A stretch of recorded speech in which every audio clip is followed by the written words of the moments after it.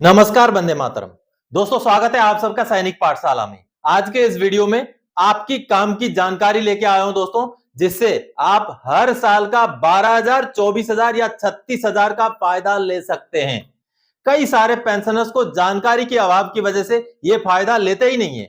उनको लागू है, उनको बस एक अप्लाई करना है और उनको वो पैसा मिल जाता है, लेकिन वो कर नहीं पाते क्योंकि वो जानकारी उनको होती नहीं है। तो आज इस वीडियो में अंत तक जरूर बने रहिएगा। आपको जानकारी भी दूंगा, आपको कैसे रजिस्ट्रेशन करना है वो भी समझाऊंगा और कैसे अप्लाई करना है वो भी लाइव करके इस वीडियो में दिखाऊंगा दोस्तों। तो चलिए आगे बढ़ते हैं। सबसे पहले आगे बढ़ने से पहले मेरा आप सबसे आग्रह है दोस्तों, अगर सैनिक पाठशाला चैनल में आप पहली बार विजिट कर रहे हैं या चैनल को अभी तक सब्सक्राइब नहीं किया है, तो चैनल के साथ जुड़े रहने के लिए, आपसे जुड़ी हुई भरोसेमंद और लाभदायक जानकारियों को पाते रहने के लिए चैनल को सब्सक्राइब जरूर करें। चलिए आगे बढ़ते हैं। सबसे पहले दोस्तों, सालाना 12,000, 24,000, 36,000 लेने का मौका ना छोड़ें पूर्व सैनिक और विडोज, यानी कि ये फैमिली पेंशनर्स को भी लागू है।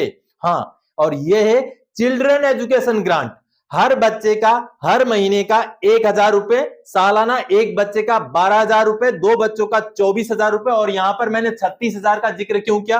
क्योंकि 3 बच्चों को भी मिल सकता है, बशर्ते आपका जो दूसरा डिलीवरी है, दूसरा जो बच्चा पैदा हुआ है, वो अगर जुड़वा हुए हैं तो पहले के बाद दूसरे और तीसरे बच्चे को मिलेगा। लेकिन अगर पहला बच्चा आपका जुड़वा है तो उसके बाद के बच्चों को नहीं मिलेगा। इसलिए अगर आपका सेकंड डिलीवरी में 2 बच्चे हैं तो कुल मिलाकर के 3 बच्चों का भी आपको यह फायदा मिल सकता है। इसलिए मैंने 36,000 का यहां पर जिक्र किया। चलिए आगे बढ़ते हैं, कुछ जानकारियां आपको देता हूं, उसके बाद हम आगे बढ़ेंगे। रजिस्ट्रेशन का प्रोसेस, कैसे रजिस्ट्रेशन करेंगे आखिर इसमें, और कहां से रजिस्ट्रेशन करेंगे, कैसे उसको अप्लाई करेंगे, सारी चीजें आपको बताऊंगा। सबसे पहले दोस्तों, महीने का एक बच्चे का 1,000, सालाना 12,000। दूसरे तीसरे बच्चे जुड़वा हो तो तीनों को लागू है। 1 से लेके 12, यानी कि पहली कक्षा से लेके 12वीं कक्षा तक अगर आपके बच्चे पढ़ते हैं तो आपको लागू है, आपको यह पैसा मिल सकता है। और मिलेगा कैसे मिलेगा, आपको लाइव आगे दिखाऊंगा दोस्तों। चलिए, फैमिली पेंशनर्स को भी लागू है। और जो विधवा होती हैं, जो विडोज होती हैं, वो अगर 2 साल का पोस्ट ग्रेजुएशन कर रही हैं तो उनको उनके खुद के लिए भी अप्लाई कर सकती हैं। ये भी फैसिलिटी है। आगे दोस्तों बता दूं, ये सिर्फ सिपाही और हवलदार तक के लिए ही लागू है, लेकिन जो एमएससीपी नायब सूबेदार या ऑनरेरी नायब सूबेदार हैं वो भी इसके लिए अप्लाई कर सकते हैं। अप्लाई इन सितंबर के महीने में अप्लाई करना है, उससे पहले भी कर सकते हैं, लेकिन लास्ट डेट इसका 30 सितंबर होता है दोस्तों। और अब की बार आने वाला 30 सितंबर इसका लास्ट डेट है, जिसके लिए आपने 2022-23 का जो अप्लाई करना है उसके लिए लास्ट डेट आने वाला 30 सितंबर है, तो उससे पहले ही आपने कर देना है। आज मैं आपको रजिस्ट्रेशन का प्रोसेस बताऊंगा और कैसे अप्लाई करना है वो भी लाइव एग्जाम्पल के साथ, डेमो के साथ, क्या क्या सर्टिफिकेट लगते हैं, सारा चीज आपको बताऊंगा दोस्तों। तो चलिए, आपको जानकारी क्या क्या, पहले आपके पास जो आपका बेसिक डिटेल्स है, आपका डिस्चार्ज बुक, पीपीओ वगैरह लेकर के बैठिएगा, ताकि आपको जब भी रजिस्ट्रेशन कर रहे होते हैं जो भी डिटेल्स वहां चाहिए आप वहां पर डाल सके। तो अमूमन अप्लाई करते टाइम की बात कर रहा हूं मैं, रजिस्ट्रेशन की टाइम की नहीं है। अप्लाई करते टाइम आपको आपका यूआईडी नंबर यानी कि आधार नंबर आपके पास होना चाहिए। आपका कैरेक्टर जो आपका डिस्चार्ज बुक में लिखा होता है, आपको पता होगा एग्जाम्पलरी, वेरी गुड, गुड लिखा होता है, वो वाला कैरेक्टर आपको पता होना चाहिए। आपको बेसिक पेंशन कितना है वो पता होना चाहिए। बैंक डिटेल्स आपके पास होने चाहिए, जैसे आईएफएससी नंबर हो गया या आधार लिंक वाला जो बैंक डिटेल्स है, वो बैंक नंबर, ब्रांच कौन सा है, अकाउंट नंबर, ब्रांच कौन सा है, आईएफएससी वगैरह आपके पास होने चाहिए जब आप अप्लाई कर रहे होते हैं। तो सबसे पहले चलिए दोस्तों, केएसबी यानी कि केंद्रीय सैनिक बोर्ड के वेबसाइट में जाके हमने रजिस्ट्रेशन करना है। पहले मैं आपको रजिस्ट्रेशन का प्रोसेस समझाऊंगा, उसके बाद अप्लाई करने का प्रोसेस समझाऊंगा, क्या क्या डॉक्यूमेंट चाहिए वो भी समझाऊंगा। तो सबसे पहले चलिए देखते हैं रजिस्ट्रेशन का प्रोसेस। केएसबी के वेबसाइट में जाके आपने अपना यूजर आईडी पासवर्ड कैसे क्रिएट करना है, कैसे रजिस्ट्रेशन करना है, उसको देखते हैं। सबसे पहले हम गूगल में केंद्रीय सैनिक बोर्ड सर्च करेंगे तो यहाँ पहुँच जाएंगे। अब यहाँ पर लॉगिन है, रजिस्टर है, तो रजिस्टर वाले ऑप्शन में हम क्लिक करेंगे क्योंकि हमें अभी रजिस्ट्रेशन करना है सबसे पहले। तो रजिस्टर वाले ऑप्शन में क्लिक करते हैं, देखिए ये वाला ऑप्शन खुल जाएगा जिसमें आप देख पा रहे हैं पार्ट 1, सबसे ऊपर पार्ट 1 देख पा रहे हैं। उसके बाद पार्ट 1 में जो डिटेल्स है आपको भरना है, जैसे फर्स्ट नेम, मिडिल नेम, आगे जो भी चीज़ें हैं, टाइप ऑफ सर्विस, ईएसएम, वो सारी चीज़ें भरना है। फिर आगे पार्ट 2 में जो डिटेल्स है, हाउस नंबर यानी कि बेसिकली आपका एड्रेस वगैरह है वो भरना है। आगे आपका अकाउंट डिटेल्स, और यहाँ पर आपको ध्यान रखना है आपका आधार लिंक वाला अकाउंट होना चाहिए। अब देखिए, हम किसी एक पेंशनर का हम पार्ट 1 भरते हैं, यहाँ पर pensioner who you are, pensioner हैं या फैमिली पेंशनर, वो सारा चीज़ भरना है। फिर उनका फर्स्ट नेम भरना है, मिडिल नेम भरना है, सरनेम भरना है, अगर मिडिल नेम है तो, नहीं तो फर्स्ट नेम और लास्ट सरनेम भरने से चल जाएगा। तो इस तरीके से हम भरेंगे। आगे आगे आप देख रहे हैं उनका आईडी अगर है तो येस करना है, नहीं है तो नो करना है। इस तरीके से आगे बढ़ना है, पूरा डिटेल्स भर के हमें आगे बढ़ना है। पार्ट 1 पूरा देखिए, एक सर्विसमैन आईडी कार्ड का नंबर भरना है, कौन से टाइप का उनका सर्विस था, आर्मी, नेवी, एयरफोर्स, आगे उनका रैंक क्या था, रैंक ऑफ ईएसएम, ये सारा चीज़ इस तरीके से भरते जाना है आपको। उनका जो आईडी कार्ड है, जो जिला सैनिक बोर्ड की तरफ से इशू किया गया आईडी कार्ड है, उस आईडी कार्ड का नंबर यहाँ पर भरना है, जैसे आप देख पा रहे हैं। उसके बाद आगे जो भी चीज़ें हैं, कंसर्न आरएसबी यानी कि आप कौन से राज्य सैनिक बोर्ड के हैं, वो चीज़ें यहाँ भरना है। आगे आपका डेट ऑफ बर्थ भरना है। आगे आपका फिर कौन सा जिला सैनिक बोर्ड है, वहाँ आ जाएगा ऑप्शन ड्रॉप डाउन में, उसको सिलेक्ट करके इस तरीके से आगे बढ़ना है। आगे बढ़ते बढ़ते आपको और भी कई चीज़ें यहाँ भरना है दोस्तों, जैसे आप देख पा रहे हैं, आपको पिन कोड भरना है आपका। ये सारी चीज़ें भरने के बाद जो आपका बैंक डिटेल्स भरने का ऑप्शन आ गया, यानी कि आप अकाउंट होल्डर किसके नाम पर अकाउंट है वो भरना है। आगे यहाँ पर बार बार ये चीज़ कहा गया है कि आपको आधार लिंक नंबर ही भरना चाहिए। तो जैसे आपने ये देखिए, आपका नाम आपने भर दिया, कौन सा बैंक है वो भर दिया, फिर बैंक का जो ब्रांच है वो भर दिया। उसको भरने के बाद आगे आपको जो है बैंक अकाउंट नंबर भरना है। बैंक अकाउंट नंबर ध्यान से भरना है, और आधार लिंक वाला अकाउंट नंबर ही भरना है, और करेक्टली भरना है। यहाँ पर जैसे आप अपना अकाउंट नंबर भरेंगे, उसके बाद आगे आप ऑप्शन देख पा रहे हैं आईएफएससी कोड डालने का। पहले आप अकाउंट नंबर भरेंगे, अकाउंट नंबर बिल्कुल सही चेक कर लीजिएगा। आपका जो पासबुक है उसमें चेक कर लीजिएगा, करेक्ट अकाउंट नंबर होना चाहिए, क्योंकि पेमेंट इसी अकाउंट में आपके आना है। तो अकाउंट नंबर, आईएफएससी कोड भरना है। आगे पेंशनर, नॉन पेंशनर वाले ऑप्शन में पेंशनर भरना है। पीपीओ नंबर मैंने खाली छोड़ा है, आपने भरना है, क्योंकि बाद में नहीं तो अप्लाई करते टाइम भरना पड़ता है। फिर जो वेरिफिकेशन कोड डाल के सबमिट वाला ऑप्शन में हमने क्लिक कर देना है। जो इमेज वेरिफिकेशन वाला कोड वहीं पर दिखाई दे रहा है, उसको डाल के सबमिट में क्लिक करना। अब सबमिट में क्लिक करते ही आपका जो है एक मैसेज आपको दिखाएगा, ये देखिए, success, your request has been successfully done, activation link has been send to your registered mobile email ID. यानी कि आपने जो भी अभी भरते टाइम ईमेल आईडी डाला था, मोबाइल नंबर डाला था, ये देखिए इस ईमेल आईडी में आपका चला गया। आप देखिए, इसको क्लिक करते ही ये वाला लिंक आपको मिल रहा है जो केएसबी की तरफ से आया है, इसको आप क्लिक कर दीजिए।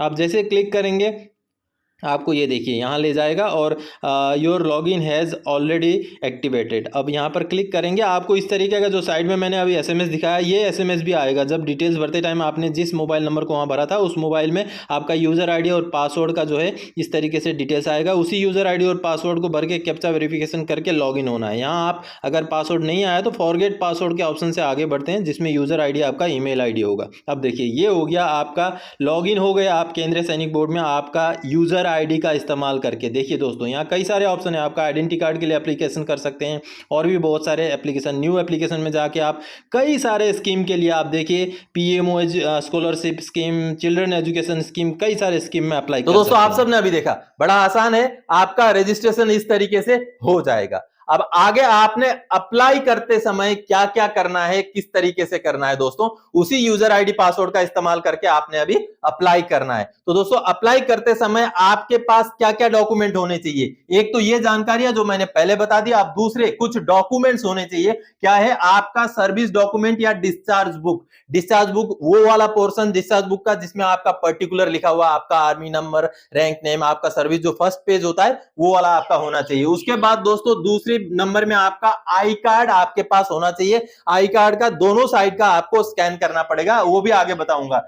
तीसरे में मार्कशीट या प्रोग्रेस कार्ड बच्चे का, यानी कि 2022-23 का अभी अगर आप अप्लाई कर रहे हैं तो 2022 से 23 के सेशन का जो बच्चा जो पास होता है, तो वो वाला मार्कशीट या उसका प्रोग्रेस कार्ड जिसमें स्कूल का नाम लिखा हो या स्कूल का स्टैंप लगा हुआ हो, वो आपके पास होना चाहिए। और चौथा document, first page of bank account, आपका जो बैंक अकाउंट जो पासबुक होता है उसका पहला पेज, या तो फिर कैंसल चेक, उसी बैंक अकाउंट का कैंसल्ड चेक आपके पास होना चाहिए। उसके बाद आपका आधार का कॉपी आपके पास होना चाहिए। उसके बाद आपका डिस्चार्ज बुक का जिसमें बच्चे का नाम लिखा हुआ पेज होना चाहिए। अगर वो वाला पेज आपका उस समय में बच्चे का नाम नहीं लिखा था तो बाद में अगर पार्ट ऑर्डर होकर आया है तो उससे भी चल जाएगा।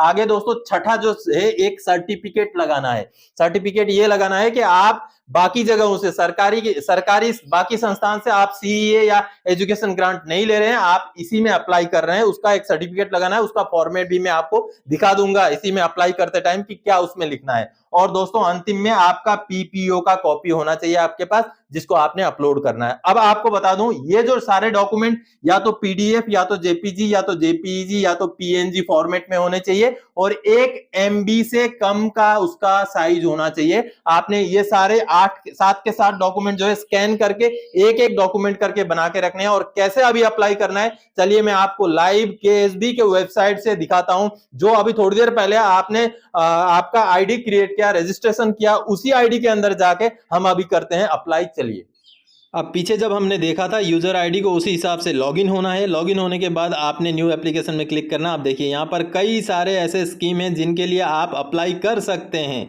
तो एक बार देख लीजिएगा क्या क्या स्कीम यहाँ पर है। अब हमने जाना है financial assistance for education of children oblique widows of ESM. अब यहाँ पर क्लिक करेंगे। अब देखिए आपने जो भी डिटेल्स भरा था वो डिटेल्स ऑलरेडी यहाँ आ जाएगा, लेकिन अगर कुछ इनकम्प्लीट है तो वो यहाँ पर भी आप भर के कंप्लीट कर सकते हैं। जैसे जिन पेंशनर का मैंने किया था उनका आधार नंबर छूट गया था तो यहाँ पर मैं आधार नंबर डालूंगा।